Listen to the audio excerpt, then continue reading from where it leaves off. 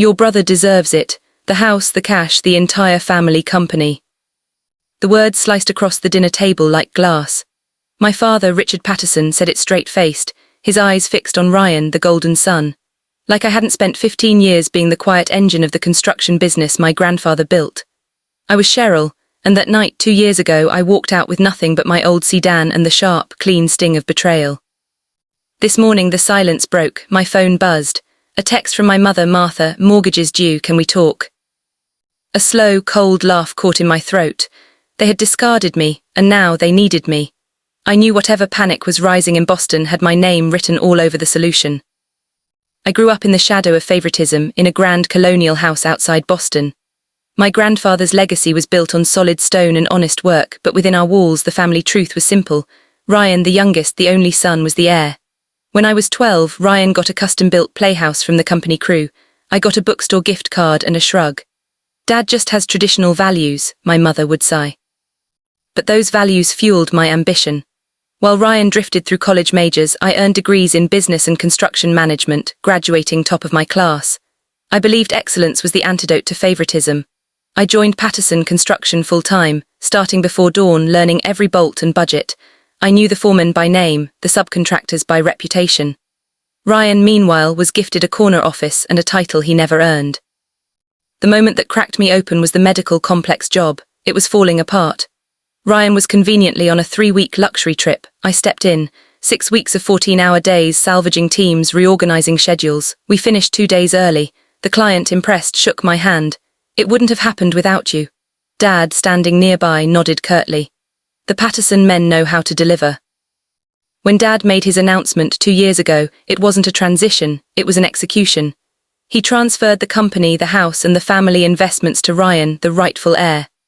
I got 3-month severance. I left Boston before sunrise and drove to Chicago. Chicago was a canvas of steel and glass, a place with no memory of my last name. I started a niche consulting firm, stonework and strategy. I wasn't rebuilding, I was creating something entirely new.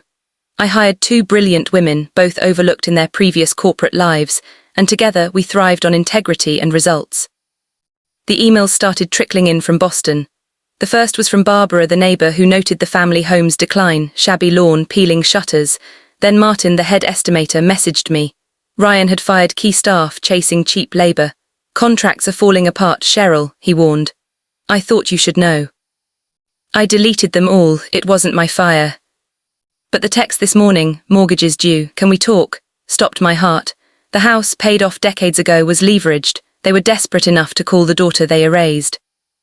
I typed my reply instantly, ask your heir. The response was immediate and frantic. Cheryl, please don't be like this. We're in trouble.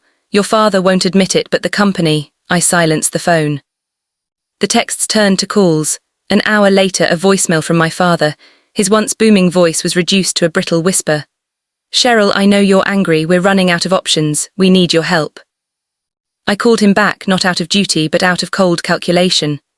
Before we say another word, I stated, my voice level, I want everything on the table. Payments, bills, contracts, loans, I need to see the truth. Come home, he said, sounding utterly defeated. We'll show you everything. I booked a Friday flight. I wasn't walking back into the shadow of the colonial house. I was walking into the wreckage of a dynasty I alone could salvage. I was returning with the power they had never wanted me to have. The sight of the house was a profound shock. It was neglected, a symbol of Ryan's neglect of the company. Inside, the living room was a scene of financial carnage, stacks of red-stamped warnings, defaulted loan notices, contractor disputes. My father was hunched, Mom wrung her hands, and Ryan, tanned from some recent, ill-advised business trip, scrolled on his phone. You mortgaged the house, I stated, holding up the bold red notice. Cash flow temporary, Dad mumbled. I picked up the expense summaries. Temporary cash flow, or dozens of personal trips billed as client development, the boat, the Florida condo, the spa packages. Ryan finally looked up, his jaw tight. I was building relationships, Cher, that's what a CEO does. You weren't a CEO, I replied, dropping the folder. You were a child handed a loaded weapon. Your decisions didn't just drain the company, they jeopardized the income of 47 employees. And now you contact the daughter you discarded because she's useful again. Dad winced. I know what I said and I regret. You don't get to apologize yet, I cut in. We're not done. Ryan exploded. You always think you're so perfect. You don't know what it's like to run a company. I laughed, a short, sharp, terrifying sound. I ran it for 15 years, Ryan, you just took the credit. I sat down, folding my hands over the papers. Let's get to why I'm here. If you want my help, I'm not coming back as an employee. I'm not putting my reputation on the line while Ryan keeps a title he never earned. What do you want, Cheryl? Dad whispered. I want controlling interest, I said, meeting his eyes. Majority ownership, full decision-making authority, operational, financial, strategic, everything. Ryan shot up. Absolutely not, this is my company. I tilted my head. Is it? Because it looks like the bank owns more of it than you do. Dad was defeated. Majority is a big ask. So is rescuing a sinking ship, I countered, but I'm the only one in this room who has done it before. My terms were non-negotiable. Majority ownership. Ryan steps down from all financial operational authority. I choose the leadership team. Complete transparency. No interference. You're ruining everything, Ryan yelled. I'm saving it, I corrected, something you were never willing to do. Dad signed first, his hand trembling. Mom followed, her eyes filled with a desperate relief. Ryan hesitated. This isn't fair, he muttered.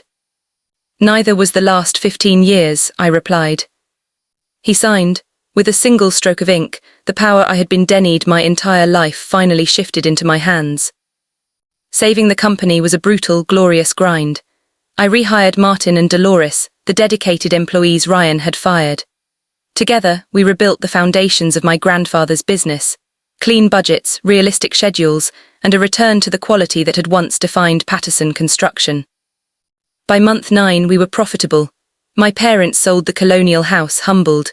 I hired an executive to manage Boston and returned to Chicago. My mother texted me one evening, "Thank you for saving our legacy." I typed back slowly, looking out over my city, the city I chose. It was never about legacy, Mom. It was about finally doing what was right.